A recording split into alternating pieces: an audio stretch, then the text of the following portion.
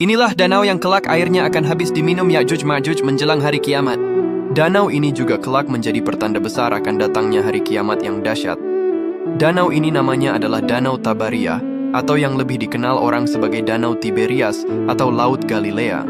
Bukan sekadar danau biasa, keberadaannya menyimpan misteri besar dan menjadi salah satu tanda yang disebutkan oleh Nabi Muhammad tentang akhir zaman. Danau Tabariyah adalah salah satu danau air tawar terbesar di Timur Tengah yang sekarang dikuasai Israel.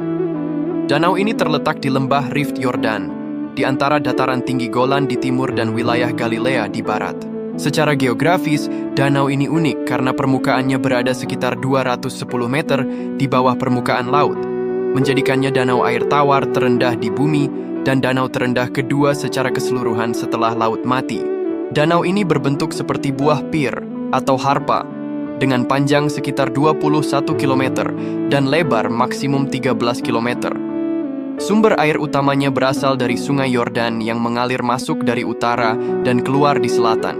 Di sekitar danau ini terdapat kota modern Tiberias di pesisir barat daya dan daerahnya subur, mendukung pertanian dan perikanan yang telah berlangsung selama ribuan tahun. Keutamaan danau ini dalam Islam tidak terletak pada keistimewaan airnya, melainkan pada perannya sebagai penanda salah satu peristiwa besar menjelang kiamat, yaitu kemunculan Ya'juj dan Ma'juj. Mereka adalah kaum perusak dari keturunan Nabi Adam yang saat ini terkurung di balik benteng yang dibangun oleh Raja Zulkarnain.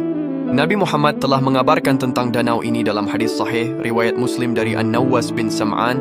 Allah mewahyukan kepada Isa, "Sesungguhnya aku telah mengeluarkan hamba-hambaku yaitu Ya'juj dan Ma'juj yang tidak ada seorang pun mampu memerangi mereka, maka selamatkanlah hamba-hambaku ke Thur."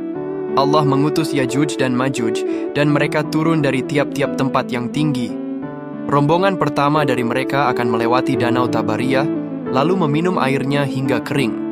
Kemudian rombongan terakhir lewat dan berkata, "Sungguh di sini pernah ada air."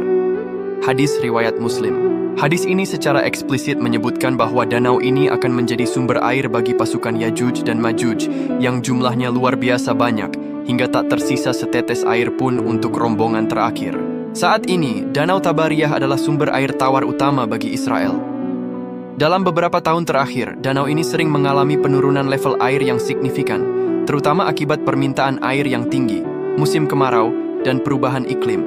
Laporan tentang penyusutan air dan upaya pengisian kembali danau, bahkan dengan air laut yang didesalinasi, sering menjadi perhatian global dan dikaitkan oleh sebagian umat Islam sebagai sinyal awal dari tanda kiamat yang diramalkan.